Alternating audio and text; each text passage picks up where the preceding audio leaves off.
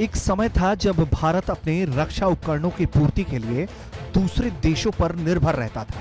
अधिकांश हथियार भारत को आयात करने पड़ते थे, लेकिन अब यह स्थिति बदल चुकी है।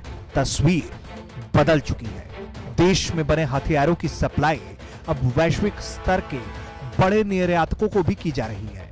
इस सूची में अमेरिका, ऑस्ट्रेलिया, फिनलैंड और स्वीडन जैसे देशों के नाम शामिल हैं।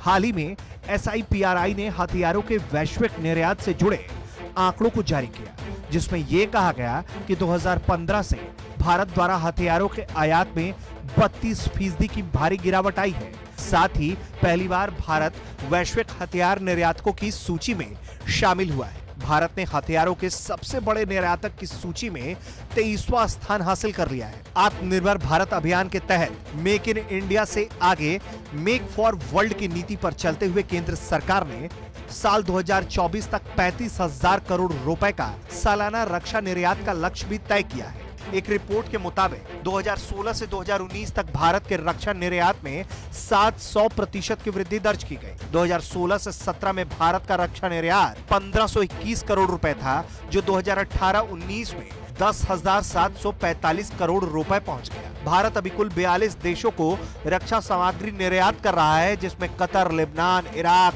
इक्वाडोर और जापान शामिल है। भारत के सबसे बड़े हथियार ग्राहक के रूप में म्यांमार 46%, श्रीलंका 25% और मॉरिशस 14% है। पूरी दुनिया में हथियार निर्यात में इस समय भारत की हिस्सेदारी 0.2% है। भारत का लक्ष्य 5 साल के भीतर अपने डिफेंस निर्यात को बढ़ाकर $5 अरब करने का है। SIPRI डेटा के मुताबिक पाकिस्तान अपने हथियार सिस्टम के लिए पूरी तरीके से चीन पर निर्भर है। 2015 से पाकिस्तान अपने 73% हथियारों का आयात चीन से करता है। वहीं अगर बात भारत को सबसे ज्यादा हथियार आयात करने वाले देश की करें तो रूस भारत को 56% हथियारों को निर्यात करता है।